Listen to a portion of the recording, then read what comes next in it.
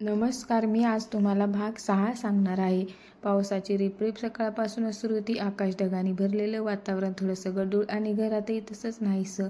अनया खिडकीत उभी राहून बाहेर पाहत होती. थेंब काचेवर आपटत होते, खाली घसरत होते. जसं तिच्या मनातले विचार एकमेकावर आदळत मार्ग शोधत होते. विचारात होती ती. गेल्या काही आठवड्यात आदित्य आणि अनया एकमेकांच्या थोडेसे जवळ आले होते. संवाद वाढला होता, प्रेम वाढलं होतं, गैरसमज कमी झाले होते. पण तरी अनयाच्या मनात कुठेतरी एक असुरक्षिततेची भावना शिल्लक होती. ही जवळीक कायमची आहे का? ही फक्त परिस्थितीजन्यच आहे असं तिला वाटत होतं. आदित्य ऑफिसला निघायची तयारी करत होता. आज त्याच्यासाठी महत्त्वाचा दिवस होता. कंपनीकडून त्याला दुसऱ्या शहरात मोठ्या प्रोजेक्टसाठी पाठवण्याचा विचार चालू होता. ही संधी करिअरसाठी महत्त्वाची होती, पण त्याच्याबरोबरच नात्यासाठी एक मोठी परीक्षा होती. अनया तो हळूच म्हणाला, आज ऑफिसमधून उशीर होईल. 1 मिनिट आहे. ठीक आहे, ती म्हणाली, पण तिच्या आवाजात नेहमीसारखा सहजपणा नव्हता. हळू बोलत होती. आदित्य काही क्षण थांबला. तुला काही सांगायचं आहे? पण आज नाही, थोडा वेळ हवा आहे. अनयाने त्याच्याकडे पाहिलं प्रश्नार्थक नजरेने, पण ती काही बोलली नाही. तिला वाटलं तो सांगेन जेव्हा तयार असेल. दुपारी अनया कॉलेजमधून घरी आली तेव्हा सासूबाई फोनवर कोणाशी तरी बोलत होत्या. त्यांचा आवाज किंचित तणावग्रस्त वाटत होता. हो, बघूया, आदित्यशी बोलते मी, त्या म्हणाल्या. मी फोन ठेवला. अनयाकडे पाहून त्या म्हणाल्या, अनया, तुला काही दिवस माहेरी जायचं आहे का?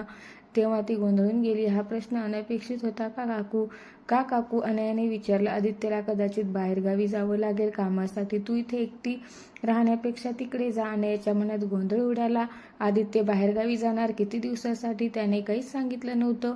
संध्याकाळी आदित्य घरी आला तेव्हा अनया त्याची वाट पाहत होती. आई म्हणाली, तुला बाहेरगावी जाण्याबद्दल बोलायचं आहे? अनयाने थेट विचारलं. आदित्य थोडा गप्प राहिला, मग म्हणाला, हो, मुंबईतून पुण्याला प्रोजेक्ट आहे. किमान 6 महिने. 6 महिने. अनयाच्या आवाजात हक्का स्पष्ट झाला. आणि तू मला सांगितलं नव्हतं? तसं नाही, तो म्हणाला. मी स्वतःच्या संभ्रमात होतो.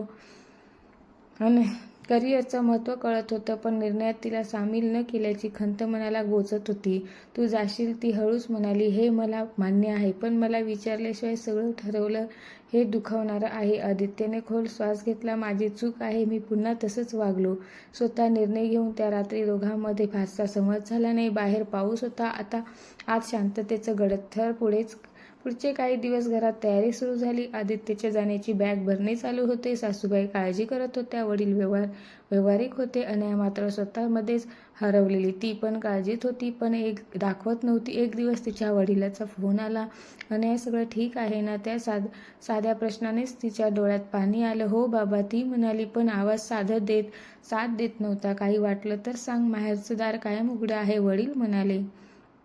हा आधार तिला हवा होता, पण पळ काढायला नव्हता. तिला ह्या नात्याला समोर जायचं होतं. आदित्य निघायच्या आदल्या रात्री दोघं छतावर बसले होते. पावसाने थोडी उसत घेतली होती. अनया, आदित्य म्हणाला, मी दूर जाणार आहे, पण तुझ्यापासून नाही. कदाचित ही दूरची जागा आपल्याला जवळ आणेल. अनयाने त्याच्याकडे पाहिलं. दूर जाणं आणि दूर होणं यात फार बारीक रेषा असते. आदित्य, ती सांभाळणं दोघांचं काम आहे. मी प्रयत्न करेन, तो म्हणाला. फक्त तू माझ्यावर विश्वास ठेव. विश्वास मागता येत नाही, अनया शांतपणे म्हणाली. तो कमवावा लागतो. पुढच्या सकाळी आदित्य निघून गेला, पण थोडंसं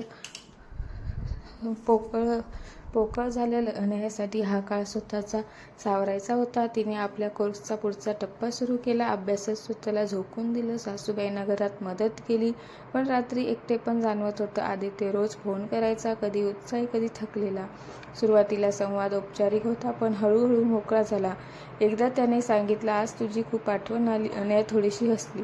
आठवण येणं चांगलं आहे, विसर पडणं वाईट आहे. आठवण आलीच पाहिजे, त्यालाच तर प्रेम म्हणतात. दरम्यान रियाचा विषय पुन्हा डोकं वर काढू लागला. तीही त्याचं प्रोजेक्टवरच होती. आदित्यने हे अनयाला आधीच सांगितलं. मी तुला सगळं सांगतोय, कारण लपवायचं काही नाही, तो म्हणाला. हा प्रामाणिकपणा अनयाला जाणवला. तिला अजूनही थोडी भीती वाटत होती, पण ती त्याला फक्त व्यक्त करू लागली, लपवून ठेवली नाही. एकदा फोनवर ती म्हणाली, मला रिया चालेल, पण तू बदललास तर नाही. मी बदलणार नाही, आदित्य ठामपणे म्हणाला.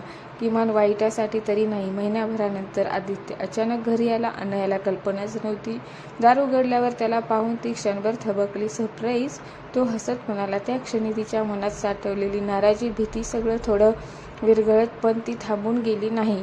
मिठी मारली नाही, फक्त म्हणाली, आलास हे दोन दिवसासाठी. तो म्हणाला. त्या 2 दिवसात दोघांनी खूप गोष्टी बोलून काढल्या. आदित्यने आपली चूक मान्य केली. निर्णयामध्ये तिला सामील न करण्याची. अनयाने आपली भीती उघडपणे सांगितली. स्वतःची ओळख हरवण्याची. मला तुझी बायको म्हणून नाही, अनया म्हणाली, तर एक स्वतंत्र व्यक्ती म्हणून स्वीकार. आदित्यने तिचा हात हातात घेतला. आता मला कळते आणि मी शिकतोय. तो परत गेला, पण ह्यावेळी नातं अधिक प्रगल्भ झालं होतं आणि घट्ट झालं होतं. काही महिन्यांनी आदित्यचा प्रोजेक्ट यशस्वी झाला. त्याला बढती मिळाली, पण त्याने ती बातमी आधी अनयाला सांगितली. हे आपले यश आहे, तो म्हणाला. अनयाच्या डोळ्यात आनंदाश्रू होते. पहिल्यांदाच असं वाटलं जेव्हा आदित्य कायमचा परत आला. तेव्हा दोघं बदललेले होते, अधिक समजूतदार होते, अधिक प्रामाणिक. त्या रात्री अनया म्हणाली, विवाहबंधन म्हणजे बांधून ठेवणं नाही, तर एकमेकावर वाढून घेणं, समजून घेणं. आदित्य हसला.